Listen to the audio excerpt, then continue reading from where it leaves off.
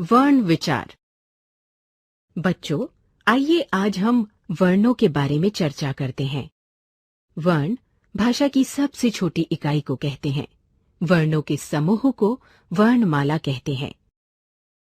मानक हिंदी वर्णमाला केंद्रीय हिंदी निदेशालय, भारत सरकार और राष्ट्रीय शैक्षिक अनुसंधान और प्रशिक्षण परिषद द्वारा मानक हिंदी वर्णमाला का निर्धारित रूप इस प्रकार है।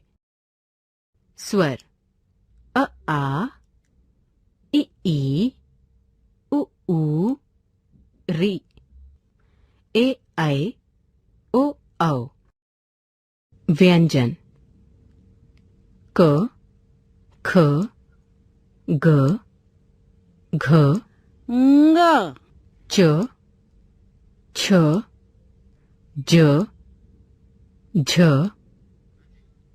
य, ट, ठ, ड, ढ, ण, ण, त, थ, द, ध, न, प, फ, ब, भ, म, य, र, ल, व, श, श, स, ह। संयुक्त व्यंजन क्ष, त्र, ज्ञ, क्ष्र। आघात ध्वनियां अ, ज, फ। वर्ण के 3 भेद होते हैं: स्वर, व्यंजन, अयोगवाह। अब हम इनके बारे में अलग अलग ढंग से पढ़ेंगे। क, स्वर। जो वर्ण बिना किसी अन्य वर्ण की सहायता के स्वतंत्र रूप से बोले जाते हैं, स्वर कहलाते हैं। हिंदी में स्वरों की संख्या 11 है। अ, आ, इ, ई, उ, ऊ, रि, ए, ऐ, ओ, औ। उच्चारण पर लगने वाले समय के आधार पर स्वरों के 3 भेद होते हैं: ह्रस्व स्वर, दीर्घ स्वर और पलुत स्वर। ह्रस्व स्वर। बच्चों, जिन स्वरों के उच्चारण में सबसे कम समय लगता है वे ह्रस्व स्वर कहलाते हैं, जैसे अ, ई, उ, रि। ये सभी ह्रस्व स्वर की श्रेणी में आते हैं। दीर्घ स्वर। जिन स्वरों के उच्चारण में ह्रस्व स्वर से दुगना समय लगता है उन्हें दीर्घ स्वर कहते हैं, जैसे आ, ई, ऊ, ए, ऐ, ओ, औ। ये दीर्घ स्वर की श्रेणी में आते हैं। पुलुत स्वर। जिन स्वरों के उच्चारण में ह्रस्व से तिगुना समय लगता है उन्हें पुलुत स्वर कहते हैं, जैसे ओम, हे राम। स्वरों की मात्राएं। बच्चों, जब स्वरों को व्यंजनों के साथ बोला या लिखा जाता है तो इनके चिन्हों का प्रयोग होता है। ये चिन्ह मात्रा कहलाते हैं। स्वर और उनकी मात्राएं। चिन्ह निम्नलिखित हैं: स्वर, मात्रा अ, आ, इ, ई, उ, ऊ, रि, ए, ऐ, ओ, औ। अ वर्ण की कोई मात्रा नहीं होती, लेकिन प्रत्येक व्यंजन अ वर्ण की सहायता से बोला जाता है। अतः सभी व्यंजन इस प्रकार लिखे जाते हैं: क, ख, ग, च, छ, ज आदि। जब व्यंजन अ वर्ण से रहित होते हैं तो उन्हें इस प्रकार लिखा जाता है: क, ख, ग, च, छ, ज आदि। स्वर रहित व्यंजन के नीचे लगी तिरछी रेखा को हल कहते हैं। इनके द्वारा व्यंजन के आधे होने का संकेत मिलता है। ख, व्यंजन। बच्चों, जिन वर्णों का उच्चारण स्वरों की सहायता से होता है वे व्यंजन कहलाते हैं। अब आइए व्यंजन के भेदों को जानें। इसके 3 भेद होते हैं: स्पर्श व्यंजन, अंतस्थ व्यंजन, ऊष्म व्यंजन। स्पर्श व्यंजन जिन व्यंजनों का उच्चारण करते समय श्वास मुख के विभिन्न स्थानों का स्पर्श करती हुई बाहर निकलती है, उन्हें स्पर्श व्यंजन कहते हैं। स्पर्श व्यंजन है व्यंजन, उच्चारण स्थान, कवर्ग, कंठ, चवर्ग, तालु, टवर्ग, मूर्धा, तवर्ग, दंत, पवर्ग, ओष्ठ। अंतस्थ व्यंजन जिन वर्णों का उच्चारण स्वरों और व्यंजनों के मध्य का होता है वे अंतस्थ व्यंजन कहलाते हैं। इनका उच्चारण करते समय जीभ मुंह के किसी भाग को भी पूरी तरह स्पर्श नहीं करती। ये हैं य, र, ल, व। ऊष्म व्यंजन।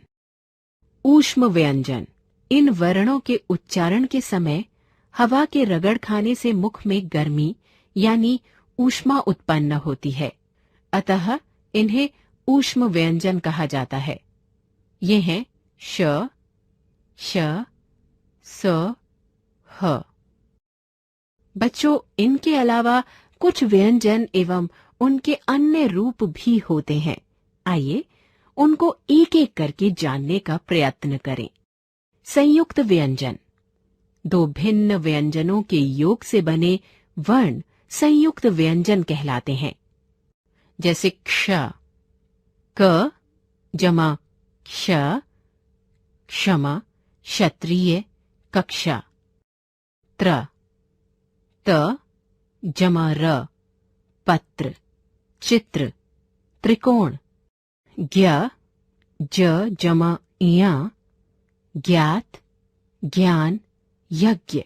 श्र, श जमा र, श्रम, श्रमिक, श्रेष्ठ।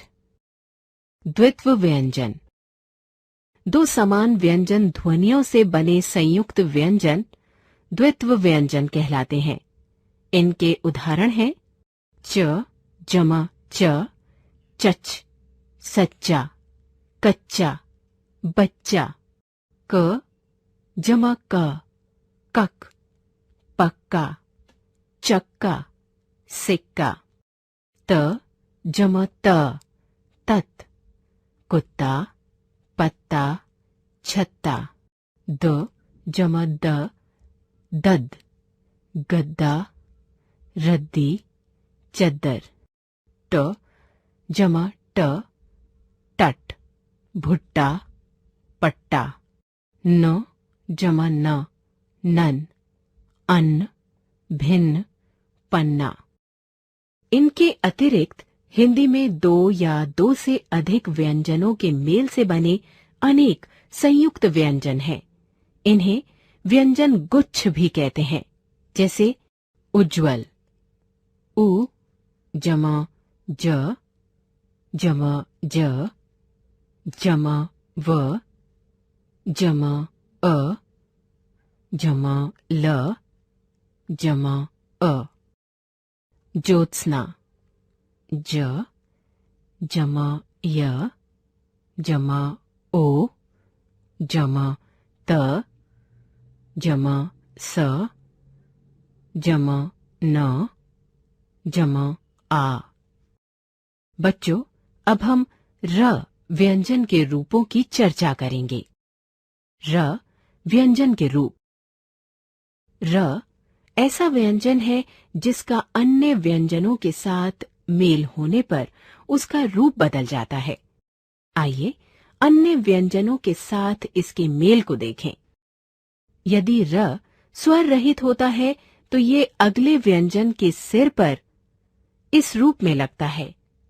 इसे रेफ कहते हैं, जैसे ध जमा र जमा म, धर्म, क जमा र जमा म, कर्म, प जमा र जमा व, पर्व। यदि र से पूर्व व्यंजन स्वर रहित हो तो र पूर्व व्यंजन के नीचे इस रूप में आता है। इसे पदेन कहते हैं, जैसे ग जमा र ग्र, ग्रह, भ जमा रा भ्र, भ्रम, क जमा र क्र, क्रम। ट तथा ड के साथ र नीचे इस रूप में लगाया जाता है। इसे भी पदेन कहते हैं, जैसे ट जमा र ट्र, ट्रक, ट्राम, ड जमा र ड्र, ड्रम, ड्रामा। आगत ध्वनियां। हिंदी भाषा में विदेशी भाषाओं के शब्दों के साथ आई ध्वनियां आगत ध्वनियां कहलाती हैं, जैसे औ, डॉक्टर, ऑफिस, हॉल, कॉलेज, ज, सजा, जरा, जमींदार, फ, कफन, खफा, फन। अयोगवा। बच्चों, अ अनुस्वार और अह विसर्ग अयोगवा हैं। ये न तो स्वर हैं और न व्यंजन। ये अ के योग से बोले और लिखे जाते हैं। अनुस्वार। इस ध्वनि का उच्चारण म या न के समान होता है। इसका लिपि चिन्ह ये है।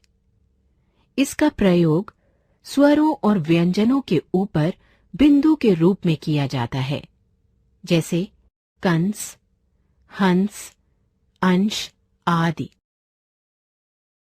विसर्ग। स्वर से परे जो दो बिंदियां लगाई जाती हैं, वे विसर्ग कहलाती हैं।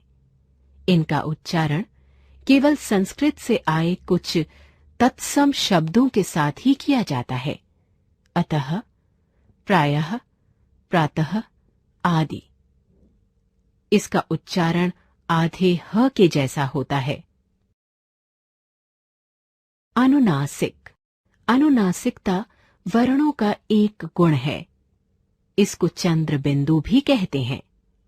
इसका चिन्ह ये है। इसका प्रयोग स्वरों और व्यंजनों के ऊपर किया जाता है, जैसे आंख, चांद, मां, गांव, सांप आदि।